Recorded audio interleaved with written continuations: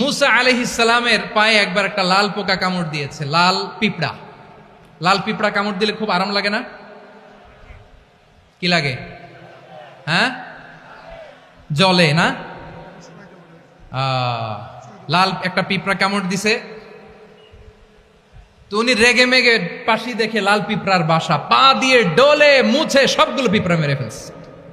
এই ঘটনাটা আল্লাহ ঘটিয়েছেন এজন্য। মুসা আলাইহিস সালাম ছিলেন কালিমুল্লাহ, সরাসরি আল্লাহর সাথে কথা বলতেন। তিনি আল্লাহকে জিজ্ঞেস করেছিলেন, আল্লাহ তুমি যখন কোনো জনপদে আযাব পাঠাও, শাস্তি দাও, ওখানকার শুধু জালেমরাই তো মরে না, ভালো মানুষগুলাও মরে, তো আযাব দিবা মুশরিকদের উপর দিবা, অবাধ্যদের উপর দিবা, ভালো মানুষগুলারে মারো কেন? আল্লাহ বললেন, মুসা তোমার যে কামড় দিছিল পায়ের মধ্যে পিঁপড়া, কয়টা পিঁপড়া? জোরে বলেন। একটা পিঁপড়া, তো সবগুলারে মারলা কেন?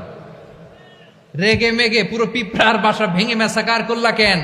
এই মুসা, আমি যখন অ্যাকশনে যাই, আমি যখন শাস্তি দেই, তখন এত বাস বিচার করা হয় না, বাস বিচার করা যায় না। যখন অ্যাকশনে যাওয়া হয়, ওইটা ডাইরেক্ট অ্যাকশন হয়ে যায়। চিল্লায় বলো ঠিক কি না?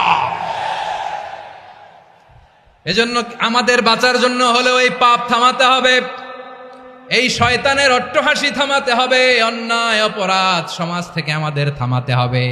কারণ আযাব আসলে ওরাও মরবে, আমরাও মরবো।